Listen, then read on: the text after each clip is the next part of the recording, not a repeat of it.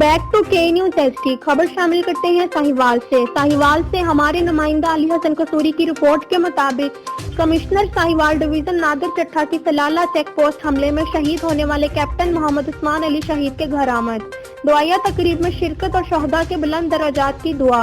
तफसीलात के मुताबिक कमिश्नर साहिवाल नादिर चट्ठा अफगानिस्तान की सरहद पर वाक़िया सलाला चेक पोस्ट पर हमले में शहीद होने वाले कैप्टन मोहम्मद उस्मान अली के घर गए और 9वीं बरसी की दुआया तकरीब में शिरकत की। इन्होंने शहदा के बुलंद दर्जात के लिए दुआ की और शहीद के वालिद मोहम्मद बशीर अहमद से ताज़ियत की। बरसी की तकरीब में शहरियों की कसीर तादाद भी शरीक हुई। कमिश्नर साहिवाल नादिर चट्ठा ने मुल्क व कौम के तहफ़्फ़ुज़ के लिए शहदा की कुर्बानियों पर इन्हें खराज अकीदत भी पेश किया और कहा कि कौम इनकी इस अजीम कुर्बानी को हमेशा याद रखेगी।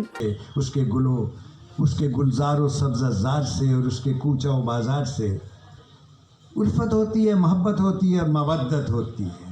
की कसम मैं आप कसम खा के कह रहा हूँ कि पाकिस्तान की जो हालत है इससे भी बदतर हो जाएगी। ये इनके खून के नजराने हैं। ताज़ा चमन